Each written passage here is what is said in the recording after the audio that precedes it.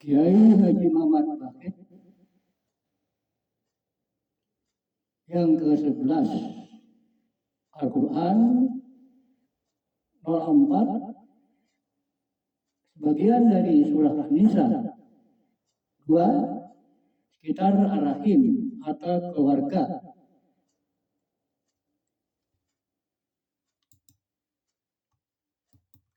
Kita ikuti ceramah selanjutnya.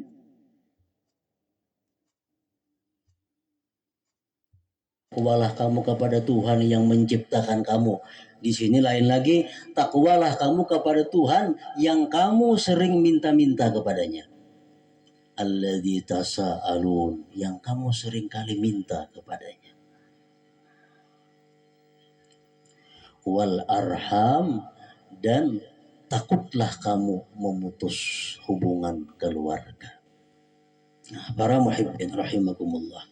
Jadi ayat yang satu ini banyak menimbulkan, banyak menyebarkan beberapa hukum-hukum Allah Subhanahu wa taala. Antara lain di sini wal arham. Takutlah kamu memutus silaturahim. Pengertian silaturahim ini terlalu luas. Kayak apa ngarannya kita silaturahim, kayak apa ngarannya kita memutus rahim. Dan apa ngaran rahim itu? Menurut para ulama yang kuat pendapat adalah rahim itu artinya keluarga. Baik pihak abah, baik pihak mama, baik dangsanak kita, baik anak dangsanak, baik sepupu atau selebihnya. Pokoknya keluarga. Nah itu ngarannya rahim. Baik nang boleh nikah lawan kita atau nang kada boleh nikah. Tapi kalau kita ingat, tahu bahwa ini ada hubungan keluarga, iya keluarga ngarannya. Sepupu dua kali itu masuk rahim. Nah lalu pengertian memutus silaturahim, para ulama mengatakan pengertian memutus silaturahim itu ada dua. Pertama, berbuat jahat kepada rahim. Berbuat jahat kepada keluarga berarti memutus silaturahim. Yang kedua, pengertian memutus silaturahim itu tidak berbuat baik kepada keluarga. Memutus silaturahim juga ngarannya. Para muhibbin rahimakumullah. Makin parah hubungan keluarga lawan kita, makin ganal dosanya bila kita putuskan. Keluarga yang paling parah lawan kita, abah mama kita. Kita memutuskan hubungan kepada dua ini paling ganal dosanya daripada memutuskan hubungan kepada sepupu dan lain-lainnya.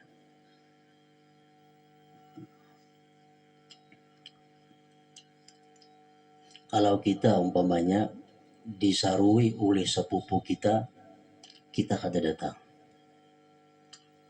Kita pulang baruhan, kada mengiau sepupu kita. Nah, termasuk sudah qat'ur rahim. Disaruinya kada datang kita baruhan, kita kada mengiauinya pulang, sudah termasuk qat'ur rahim. Memutus silaturahim. Atau memberikan sedekah, memberikan hadiah, orang lain diberi duit. Keluarga kada diberi duit, qat'ur rahim, memutus silaturahim. Zakat, orang fakir miskin malah diberi zakat, tapi sudah sepupu anak kemanakan marina kada diberi zakat, padahal mereka berhak untuk dapat zakat. Ini qat'ur rahim, memutus rahim. Dan ancaman agama terhadap orang yang memutus rahim ini sangat besar. Para muhibbin rahimakumullah, Rasulullah bersabda, innar rahmata la tanzilu ala qaumin bihim qati'u rahim. Rahmat Allah tidak turun atas satu kaum yang di situ ada orang memutus tali silaturahim. Apalagi orangnya. Sakampungan itu kada dapat rahmat. Kalau di kampung itu ada orang yang memutus tali silaturahim tadi. Awan marina kada betaguran pokoknya. Anak kemanakan kada betaguran. Memutus silaturahim. Abdullah bin Mas'ud, beliau kalau hendak ceramah di satu majelis diumumkan dahulu, adakah sini yang memutus tali hubungan keluarga? Bilanya ada, mohon keluar, baik dahulu hanya datang ke sini. Sebab ujar sidin, rahmat tidak akan turun kepada kita kalau di tengah-tengah kita ada orang yang qati'ur rahim. Dia menunggu betaguran lawan keluar, baik para turun ke pengajian, orang lain tahun 4 kada dapat rahmatnya.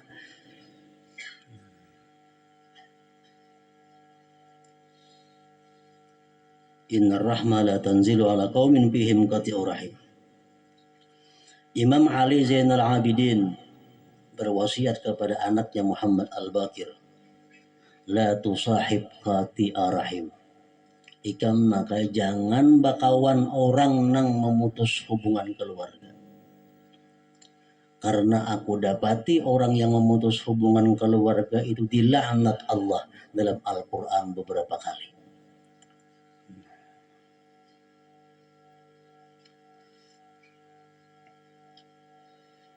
Dan termasuk memutus hubungan keluarga apa yang disabdakan oleh Rasulullah sallallahu alaihi wasallam, man zawwaja karimatahu min fasikin faqad qata'a rahimaha. Siapa-siapa yang mengawinkan putrinya dengan orang fasik berarti dia memutus hubungan keluarga. Siapa-siapa yang mengawinkan anak perempuannya dengan orang yang fasik berarti ujar Nabi dia qati'ur rahim, dia memutus tali silaturahim. Nah, jadi tapak berpilih benar maka nang calon minantu nih apakah termasuk orang fasik atau kada? Sebab bila kita menerima lamaran ini orang fasik berarti kita dilaknat oleh Allah Subhanahu wa taala. Dilaknat oleh Allah Subhanahu wa taala. Bahkan Imam Ghazali mengatakan orang yang menerima lamaran orang fasik kepada anaknya bukan hanya dia memutus tali silaturahim tapi merusak agamanya sendiri. Jadi maka itu bini-bini jangan hendak mencari pasangan nang orang fasik gitu. Dan nang beisi anak bini-bini pun jangan sampai mengambil minantu lawan nang orang fasik ini. Orang nang melakukan riba fasik, orang nang suka minum arak fasik, orang nang korupsi fasik. Banyak fasik itu. Orang yang suka menipu fasik. Bila kita mengawinkan anak perempuan kita dengan orang fasik, kita termasuk qati'ur rahim, orang yang memutus hubungan keluarga. Dan kanak-kanak pun, remaja-remaja pun hendak berbini atau hendak balaki itu wajib taat kepada orang tua. Jangan orang tua kada merestui lari. Nah, tajun kepada orang tua. Pernikahan yang ada direstui oleh orang tuanya berarti kita membangun satu rumah tangga di atas durhaka kepada orang tua. Pasti rumah tangga ini akan hancur. Pasti rumah tangga ini akan dikutuk oleh Allah Subhanahu wa taala.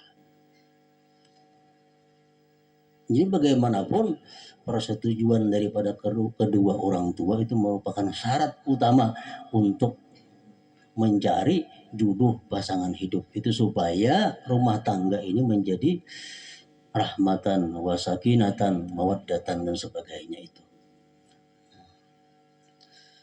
Para muhibbin rahimakumullah. Innallaha kana 'alaikum raqiba. Sesungguhnya Allah adalah atas kamu itu mengintai. Tadi Allah menyuruh takwa.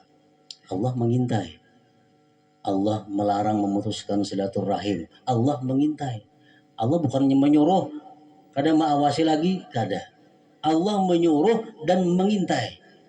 Innallaha kana 'alaikum raqiba. Nah, sesungguhnya Allah atas kamu selalu mengintai. Dimanapun kita berada, ada akan lepas daripada intaian Allah Subhanahu wa Ta'ala. Nah, jadi ini ayat cukup untuk membuat kita takwa kepada Allah Subhanahu wa Ta'ala. Ini ayat cukup untuk kita berhati-hati dalam berbuat, berkata, dan lain sebagainya. Karena Allah raqiba, Allah selalu mengintai kepada kita. إلى حضرة النبي صلى الله عليه وسلم الفاتحة. بسم الله صراط الذين أشهد أن لا إله إلا الله وحده لا شريك له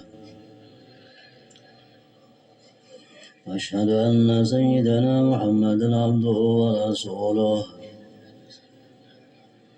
لا إله إلا الله أستغفر الله لا إله إلا الله أستغفر الله لا إله إلا الله أستغفر الله لا إله إلا الله ونتوب إلى الله لا إله إلا الله محمد رسول الله صلى الله عليه وسلم فيا أيها الراجون منه شفاعة صلوا عليه وسلموا تسليما.